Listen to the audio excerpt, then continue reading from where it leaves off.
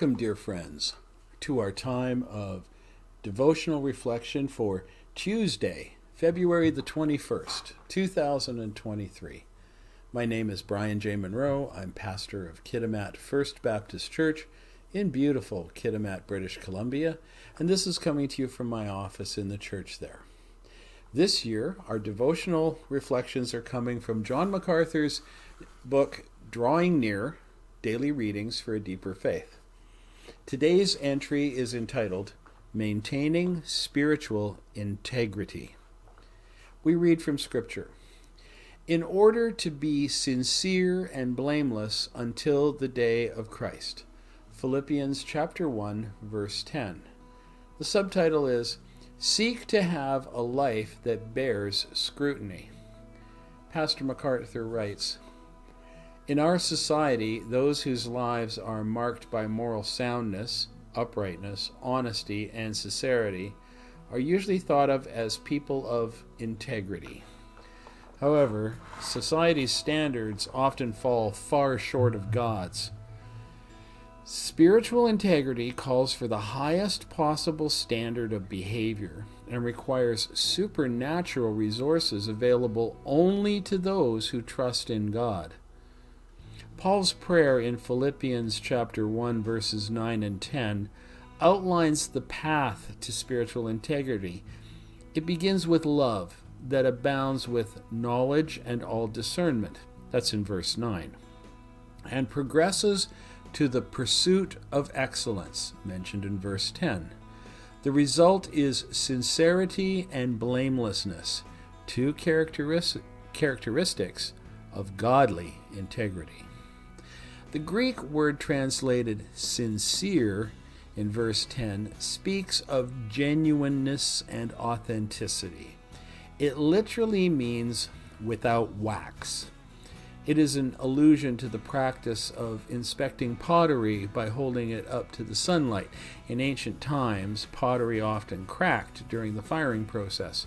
Rather than discarding cracked pieces, dishonest dealers often filled the cracks with wax and sold them to unsuspecting customers.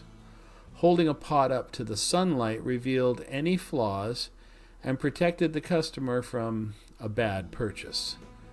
Following that analogy, biblical integrity requires that you be without wax, having no hypocrisy or secret sins that show up when you're under pressure or facing temptation. Blameless speaks of consistency in living a life that doesn't lead others into error or sin. Your standard is to be the same way from church as it is at church. The same away from church as it is at church. I'm going to read that sentence again because I butchered it. Your standard is to be the same away from church as it is at church. Being blameless isn't easy in a world that unashamedly flaunts its sinful practices. You must guard against losing your sensitivity to the heinousness of sin and unwittingly beginning to tolerate or even accept the sin that once shocked you. That's when you lose integrity and begin to cause others to stumble.